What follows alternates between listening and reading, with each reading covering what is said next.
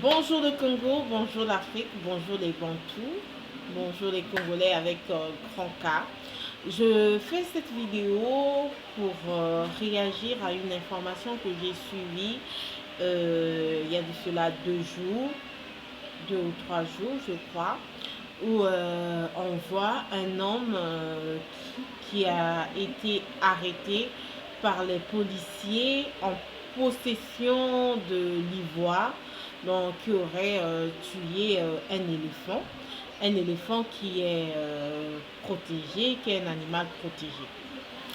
Je ne viens pas pour réagir à ce cas spécifique parce que je n'ai pas tous les détails de cette affaire. Je ne sais pas si l'homme qui a été arrêté c'est un chasseur ou c'est tout simplement un trafiquant d'ivoire. Parce qu'on peut être un trafiquant d'ivoire sans être un chasseur. Ici, moi, je viens réagir en tant qu'Africaine, en tant que Bantou, sur la situation des chasseurs, qui est une situation que je connais. Je connais très bien parce que moi-même, je suis africaine. Vous imaginez bien, j'ai des oncles qui sont des chasseurs. Je suis venue dans une famille où il y a des chasseurs. Comme vous le savez, être chasseur, c'est un métier. Et ce métier, aujourd'hui, connaît beaucoup de problèmes tout simplement parce qu'on a cette vague de protection. On protège la nature, on protège les animaux, mais malheureusement, on oublie de protéger les chasseurs, qui sont les êtres humains. Et croyez-moi, pour moi qui suis une femme bantou, qui suis une femme noire, africaine, je suis scandalisée. Parce que vous savez, dans les valeurs bantou, l'être humain passe avant la forêt. L'être humain passe avant les animaux. Nous avons nos valeurs, nous avons notre culture. Les Occidentaux aussi, ils ont leurs valeurs, ils ont leur culture. Chez les Occidentaux, les gens préfèrent vivre avec des animaux que les autres êtres humains. Moi, je viens dans une société où on dit vis avec un être humain, même quand il est déficient mental, que de vivre avec un animal. Parce que au cas où tu tombes malade, l'être humain peut te transporter à l'hôpital, mais un petit chihuahua, je ne pense pas qu'il peut même appeler l'ambulance pour venir te prendre et t'emmener à l'hôpital. Donc, lorsqu'on prend, les autorités prennent certaines décisions, il faut tenir compte de nos valeurs, de notre culture. On ne peut pas accepter de tout prendre, de tout copier, de tout accepter sans examiner la situation, sans voir nos valeurs, sans voir nos cultures. Comme je le disais, les chasseurs aujourd'hui ont un sérieux problème parce que on leur défend de tuer certains animaux. Et comme vous pouvez bien l'imaginer, dans le métier de chasseur, il y a les spécialisations en fait. Il y a ceux qui sont spécialisés pour tuer des éléphants. Moi, je connais très bien la situation, je répète encore, parce que j'ai un oncle qui était chasseur, le frère de ma mère, un direct, qui était chasseur. Et lui, sa spécialité, c'était les éléphants. Il ne faisait que ça. Maintenant qu'on a interdit aux gens de ne pas, aux chasseurs de ne pas chasser les éléphants, il ne fait rien. Il est là, il faut se reconvertir. Et croyez-moi, lorsque pour vous c'est une vocation, vous, je ne sais pas si vous êtes médecin ou vous êtes soudeur, imaginez que du jour au lendemain, on vous dit il ne faut plus être médecin, mais on ne vous donne aucune formation, on ne vous donne aucune subvention, on vous abandonne à vous-même. Il y a beaucoup de chasseurs qui sont décédés aujourd'hui parce qu'ils n'ont rien à faire. Il y a d'autres qui se retrouvent à Brazzaville alors que toute leur vie, ils ont vécu au village et ils ont vécu de la chasse. Vous voyez que la situation, elle est très, très compliquée. Je vous dis, très, très compliquée pour les chasseurs.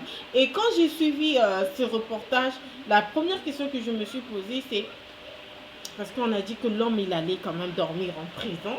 J'ai dit, ben voilà, c'est radical, c'est une décision radicale. Payer une amende, oui.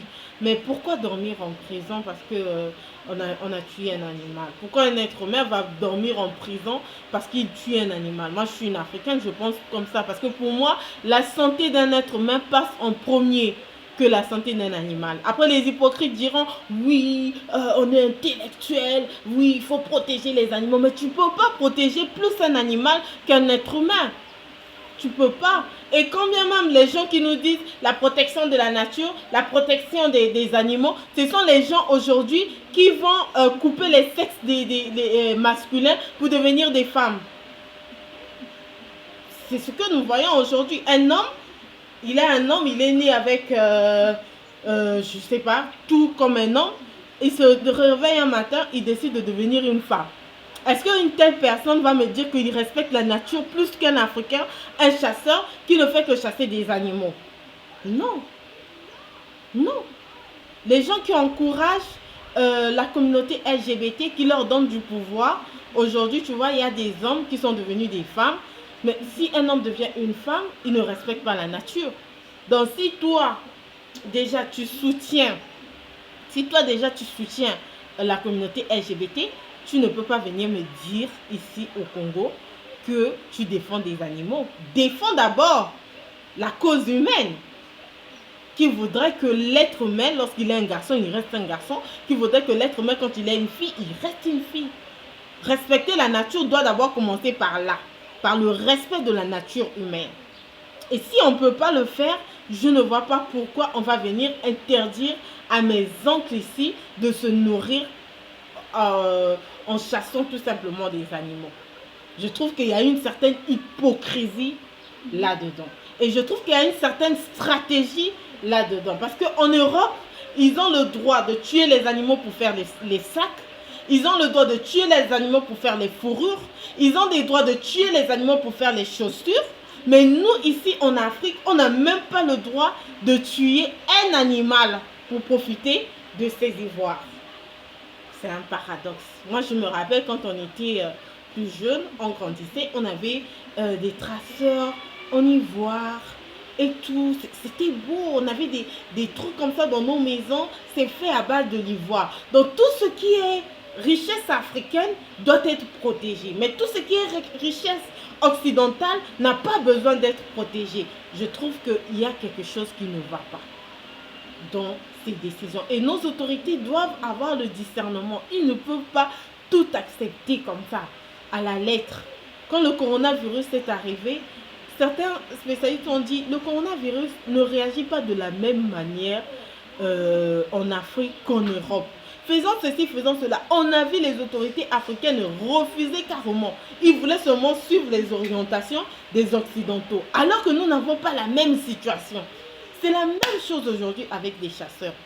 Si vous ne voulez pas que les chasseurs puissent chasser les animaux, si vous voulez interdire le trafic des ivoires et autres, protéger les chasseurs. Ça commence par là, par la protection de nos chasseurs. On les protège. On leur donne des moyens parce qu'aujourd'hui nos villages se vident.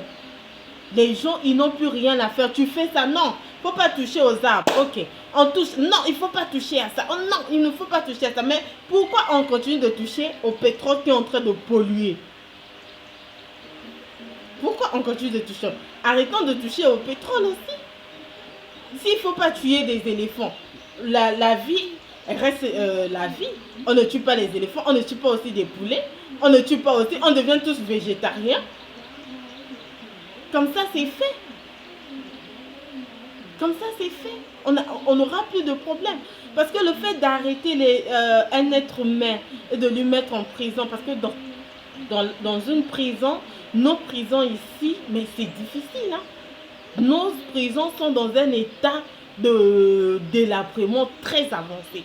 Il y a d'autres où, donc tu vois, je ne sais même pas si on peut parler des prisons ici, ce que nous avons ici en Afrique. Et lorsque vous décidez comme ça de prendre un être humain, de lui mettre en prison parce qu'il a tué un animal, je trouve ça injuste. Payer une amende, oui, c'est discutable. Mais lui mettre en prison, je trouve ça injuste. Nous devons trouver des solutions. Nous ne devons pas seulement faire du copier-coller ou écrire, prendre note comme si les professeurs nous disaient. Non, nous devons réfléchir et donner des moyens aux chasseurs de se reconvertir, discuter avec les chasseurs parce qu'ils connaissent. Tu vois, une personne qui est née au village, qui a grandi au village, qui ne vit que les éléphants, lui-même déjà, il ne veut pas que les éléphants puissent, la race des éléphants puisse s'éteindre parce qu'il vit de ça.